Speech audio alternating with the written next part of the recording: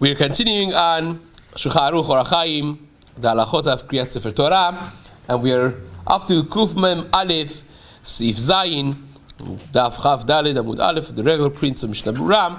Maran writes, "Ha'oleh lemigdal oleh bepetach shehu lo bederech ktsara mimekomo, veyered ma'migdal bederech acher shehu lo bederech aruka ad mekomo." When you go up to the bima, when you get an aliyah going up to the Torah, you go from the path that is shortest and you go back to your place from a different way that's a little longer. So it says, if you literally sit in a way that both pathways are exactly the same distance, the same length, then says the Shulchan Aruch,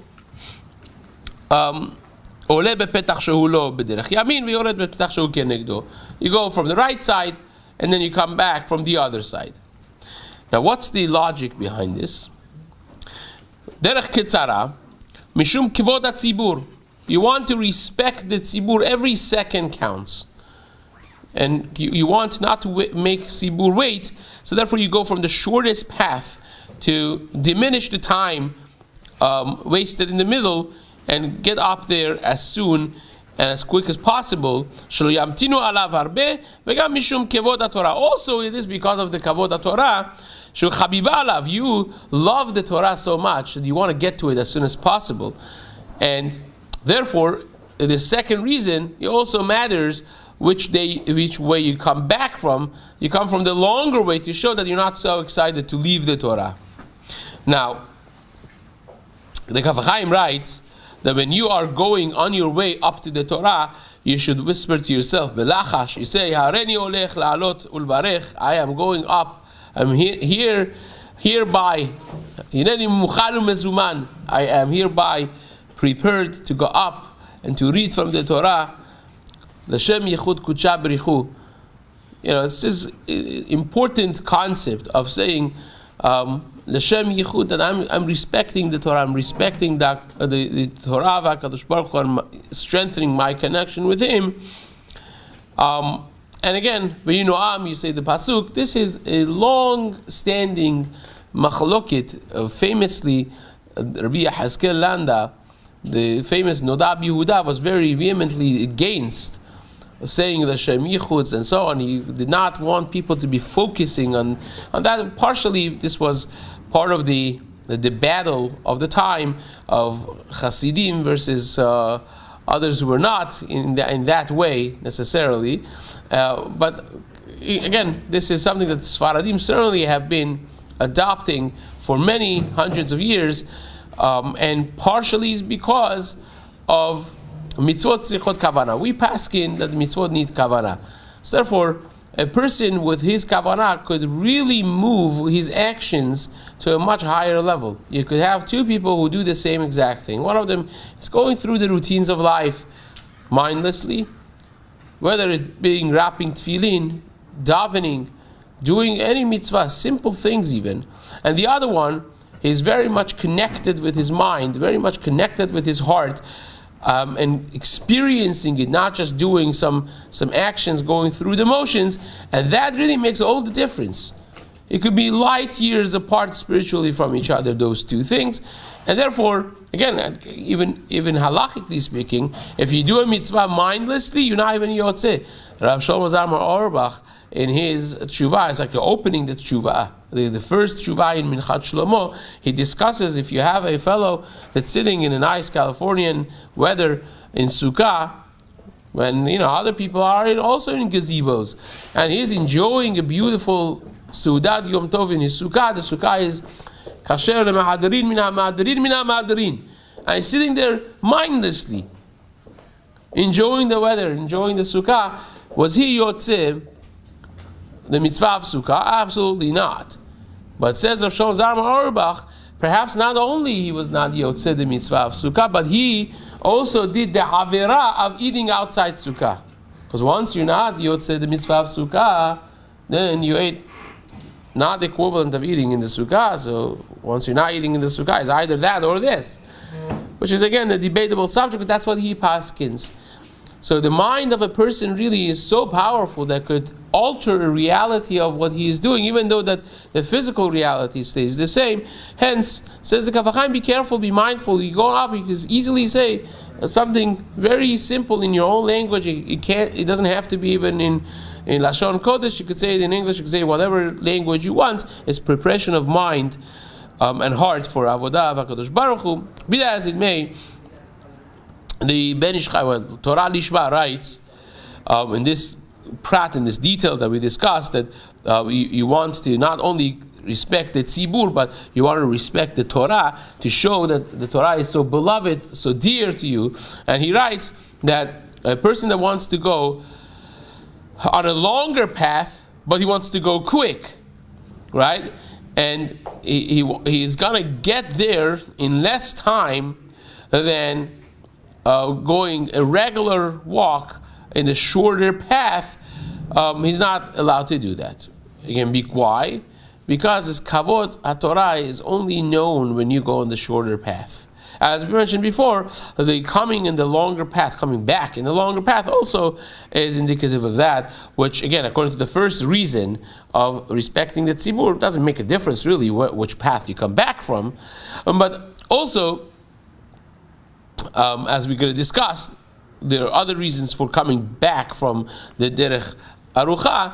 Shehilo bederech aruka, shelo teheh nireh alav kemasa. You want to show that the Torah was not something of a load that I'm now unloading myself and going quickly back to my place and to my comfort zone.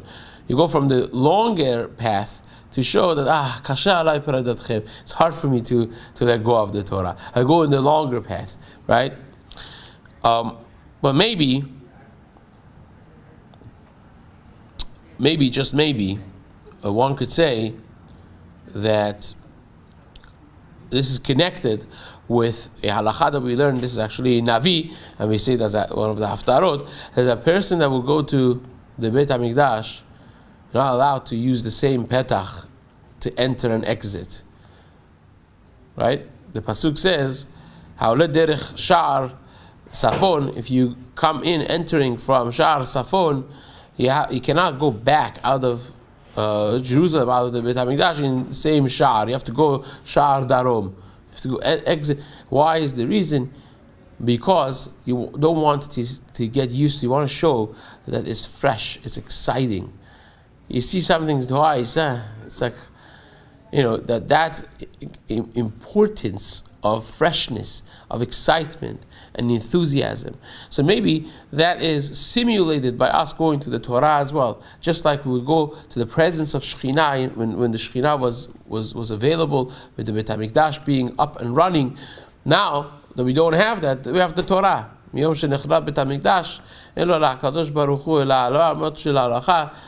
we have got is Torah. That represents, like HaKadosh Baruch Hu, as we said in the previous shiur, right? That the two people is Moshe Rabbeinu and Klal Yisrael, and the Torah is representing HaKadosh Baruch Hu. So you go up to the Torah, you want to show the same idea, same exact method. And you go from one way, you go from the other way. Right? You go up one way, you go down a different way to show that it's fresh, it's new. I don't do the same thing twice. I don't want to get used to it. I want it to be fresh every time that I encounter the Torah. And that's something powerful, something beautiful to also consider. Says the Mishna Berura, we mentioned that if both of the pathways are equal, you go to the right one, because the Gemara says whenever you want to turn, you turn to the right side first, right? Kol pinot shata poneh. Every time that you have to turn and you don't have a specific direction, you turn to the right, lo yeh ela derech yamin, and therefore you go to the right. Now, how about the lefty, by the way? So how lefty, is it any different or not? So there are those who say doesn't make a difference. You go derech yamin of all the people. It doesn't go after you necessarily. You also turn right, even as a lefty. Now, says the Mishnah Berura, when you go to the other petach, Right? The pasuk of Yechezkel that we just mentioned is the reason that we do it. You come from one way, you go out from the other way. Right? Because you don't want to get used to it. Same halacha is not just for a person that gets an aliyah, goes up to the teva, but also when you go to the teva, you're carrying the Sefer Torah. The one who gets the hotza'ah, now it goes also down one way, and on the way back, it goes from the other way. You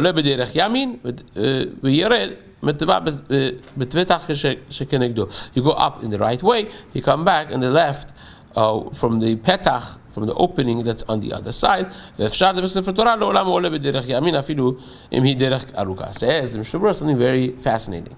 How about if you get Hotza'at Torah and the left side is much shorter, right side is much longer, right? Then what? Now, if you're the person getting the aliyah, you go on the left side because the shorter ones. So it says the Mishna Berura, by the person that gets Hotza'at Sefer Torah, even if the right way is a longer path, you still go to the right way. Why?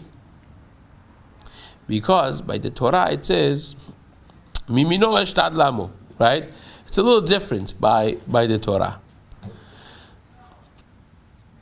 As the Rama writes, לעולם עולה בדרך ימין, אפילו אם היא דרך ארוכה, ובמקומותינו שהבימה עומד תמיד באמצע. It says by Ashkenaz, in the Ashkenazi communities, the bima stands smack in the middle, exactly, right in front, directly facing the Aron Kodesh, and therefore the pathways are both equal, always, and therefore you go derech yamin always, there's no question in that. Now, a person that's called up to the Torah. Now, by the way, the Kaf HaChaim writes the same exact thing as well, that you always go up to the right side, even if it's a longer path when you're carrying the Sefer Torah. Because again, even though the Mishna Berura doesn't say it, the Kaf HaChaim brings it up that the Torah is always on the right. Mimino eshdat lamo, from his right side, the right hand. Eshdat, the Torah was given. That's why, by the way, anyone that carries the Sefer Torah is also on the right side, right? You don't carry it on your left shoulder. You always carry it on your right side because of the same concepts. Now, says the Mishna Berura,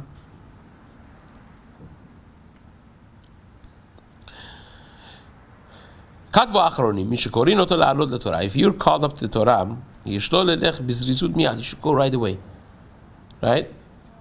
No tarof, right? You call the Torah, you go. But at the same time, you don't want to run like a crazy man, like a madman. The Maran Chida writes this in his fantastic sefer, Moreh Be'etzba. He says, like generally speaking, you have to have sechel, you have to have a brain, use the brain.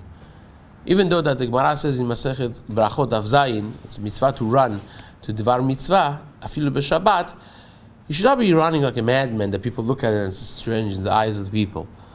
You are always upkeep the kavod of a human being and the kavod of the Torah. You're carrying the kavod of Torah with you. It should be done in a bekavadik way. The people who see it, they see alacrity, they see zrizut, they see excitement, they see passion and life and youthfulness, but they don't see madness and craziness. This respectful way of running. And that's, of course, not the case. It's not what we want. Velo yarutz. You can be overcome by joy. It's not, again, there is a time that you see somebody that's overcome with joy, and there's sometimes that you see someone that's just strange, right? And if being overcome with joy makes you strange, so that has to be controlled. The fire has to be controlled. Of course, you don't run in the shul. Shul is not a place for running. So therefore, you go with a bounce in your step, with excitement, without wasting moments. But at the same time, you're mindful of the fact that this is Beit Knesset. Just like a person should not be speaking in Beit Knesset, should not be crossing their leg in Beit Knesset, should not be eating and drinking in Beit Knesset. You also don't run in Beit Knesset. There's a different conduct in a Beit Knesset. As we will discuss, again, we'll get to the upcoming Simanim. We will have all the halachot of Beit Knesset and Beit Midrash. Some of the most awesome things that we're going to be learning with Zat Hashem soon. So says the Mishnah Berura, At She'alam, in other words, the Shulchan Aruch says in the Ramah, Velo Yered At She'ala Kvar Haraui Likro Acharav. You should not go down until the next person is up. You don't leave the Torah and run after your bracha is finished. You wait until the other person comes up and then you go down. Right? So, why is that? Mishum kevot sefer Torah shlo yanihena levada. You don't want to leave the sefer Torah alone and go. It's because of the kavod of the sefer Torah is what we're concerned about. Now, the Kaf HaChaim writes that from this language, it's mashma. You see that the shliach tzibur is always standing there the entire time next to the sefer Torah. And just the people who get an aliyah come and go. But he does not go anywhere. He's standing there the entire time. And they, the people who get an aliyah, they are the ones who are changing. Now, the person that finishes mashlim, or, maftir, depending on what, if two sefer Torahs or not, then he doesn't have to wait until the next person comes up, because the sefer is not left alone in that case. And Har Bazuz in his Shalot Utshuvot, in Ish Batzliach, he disagrees with this Kaf HaChaim. He says that even in this case, the Mesayem, the last person, should still wait until the next person, the Maftir, comes up, because you always need to have two people who are standing next to the Sefer Torah. And what the Mishnah Berura writes, Lo yanichena levad, doesn't mean levad without anyone else. It means levad without two people, without a person that's getting an aliyah. So therefore, Kaf HaChaim says nowadays that the Chazan stands there, so you have another person there, so you can do whatever you want. And Ish Batzliach says no. We always knew that the Chazan is there. When you say don't leave the Sefer Torah alone, doesn't mean mamash alone. It means it doesn't have the kavod of two people standing next to it, as we discussed before. So that's the minhag. And again, as we mentioned before, there are those who say three. So therefore, you always have the person standing there until the next aliyah. And that has been our minhag as well, that they have three. Now, says the Mishnah Berura, the minhag is you wait until the second person starts the bracha, and then you go down. And there are those who are concerned about not being able to hear the Kriyat Torah properly when they're on the way down, and people are saying them Hazaku Baruch, Hazaku Baruch, and then it's completely confused. You couldn't hear the Kriyat Torah properly. Therefore, what they do is, Lachen Mamtina Shesem Hashani V'Yordim Ben Gavra LeGavra. In other words, they want to be machmir, not to go down before the second guy starts the bracha. But once he starts the bracha and you're going down, especially in a larger shul, until you get there, he's in the middle of Kriyat Torah, and people say Hazaku Baruch, Baruch Tiyeh, Chazak Ve'emas, all the Dvarim HaKadoshim, missed after Kriyat Torah of next guy. So therefore, they wait there for an entire extra aliyah until the next guy finishes, and then right away when he finishes, Ben Gavra LeGavra, they go down. Because until the third guy comes up and situates himself and says the bracha, you're already back, hopefully sitting down, and you can listen to that aliyah. So that's the minhag that has been ours as well, that we wait an extra aliyah until the next person, and then we go down. And when you go down to your place, you don't run. You don't even go with zrizut. You don't want to show that you're unloading yourself from a burden. You go b'nahat. You go calmly.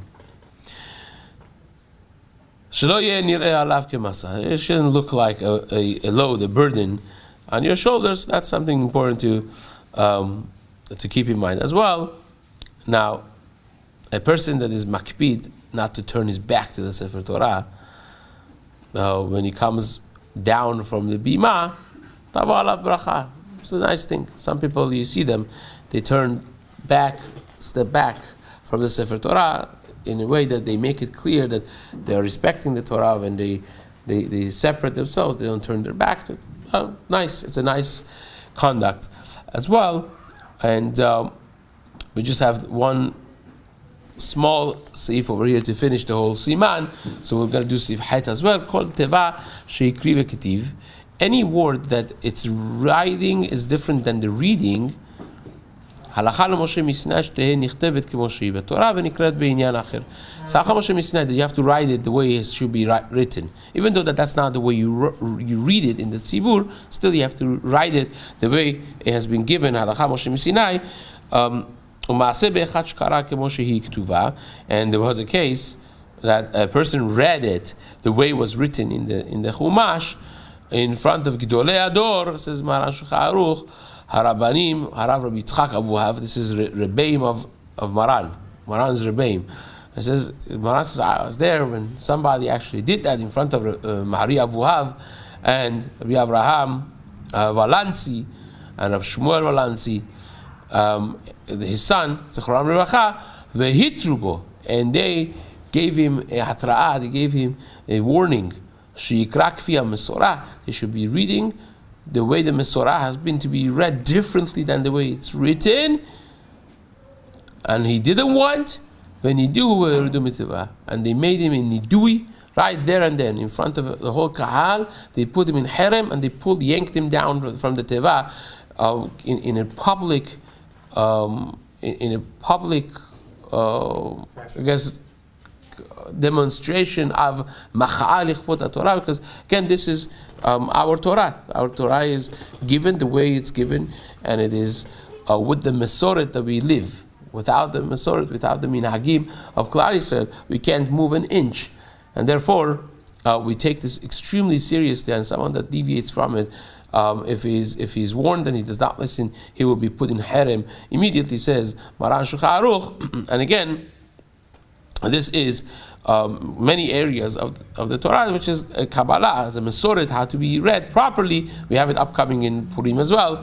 You have words that are written one way, read differently. Even though that says kibel, and many of such natures.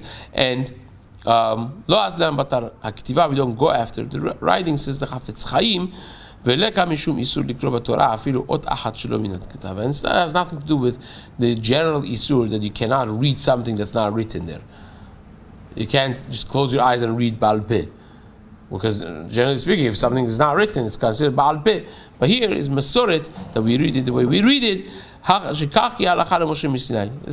Moshe Rabbeinu accepted the Torah Me'ar Sinai, and therefore that's what we do. And with that we conclude Siman Kuf Mem Aleph, and we're going to discuss the fantastic and super important halachot of mistakes in the reading of the Torah. What happens when someone read the Torah and made mistakes? When do you correct them? When do you not correct them? What things matter? The diktukim, the ta'amim, the tropes, and so on and so forth, which Be'ezrat Hashem we will discuss and continue in the days to come. Have a wonderful day.